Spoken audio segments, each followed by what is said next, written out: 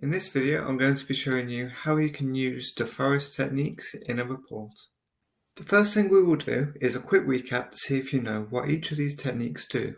Pause the video for a moment and have a think. Do you know what these do?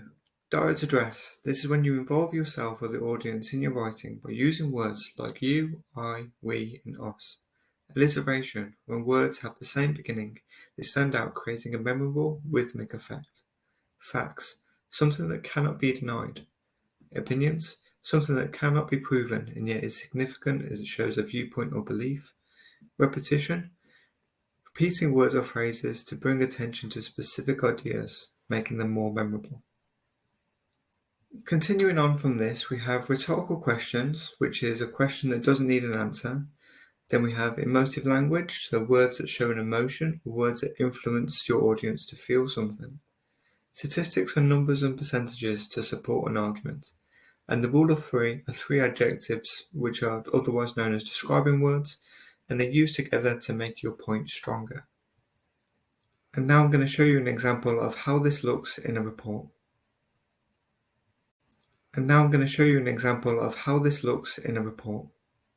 First, we're going to have a look at a report without techniques. So I've used subheadings here. So growth of business. This year, book on teaching saw an increase in watch time, which indicates increased prosperity of the business. Many viewers were very happy with the videos that were produced. Conclusion. The results suggest that book on teaching has grown in watch hours.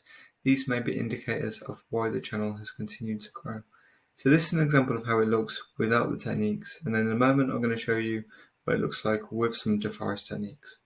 And this is how it looks with some techniques. Okay, so we've got growth of business. This year, book on teaching saw an increase in watch time of 300%. So you see there I've used statistics to really kind of bolster my argument, which indicates increased prosperity of the business.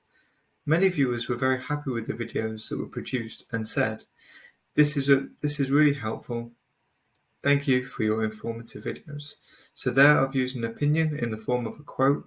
And like I said before, even though an opinion isn't factual based, it's still valid because it shows what people think and believe. Conclusion. The results suggest that book on teaching has grown in watch hours, amount of viewers, and amount of content available.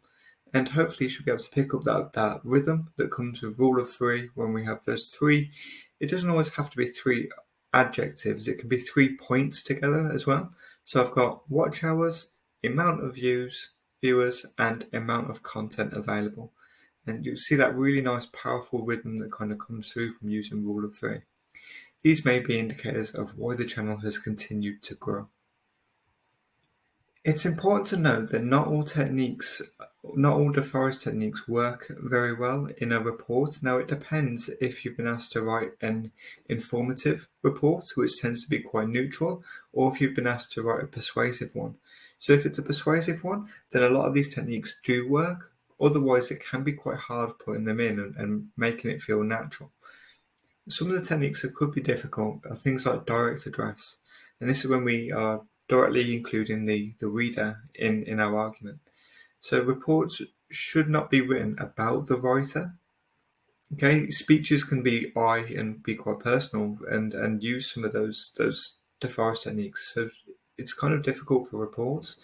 However, you might want to include the person you're writing the report for. So say if it was write a report to the head teacher about something. So you could be using words like you or we to include them or to make people feel part of a larger organisation. Rhetorical questions and repetition. So these aren't factual devices, so it doesn't work very well if it's an informative report. And these tend to be just said to reinforce the point and to be quite persuasive. Our next one is emotive language. So usually emotion wouldn't factor into a informative report, and it can be quite difficult to put those in. So always just make sure that you're aware of what the question is asking you. Are they asking you to write an informative report where you have to be quite neutral and non-persuasive, where you would deal more with facts and statistics? Or are they also asking you to persuade, where you can start using some of those more persuasive techniques? To finish, thanks for watching, and feel free to put a comment in the comment section if you liked it or if you've got any recommendations. And finally, please like and subscribe, and please also follow Right On Resources, a really good channel with a lot of great English content.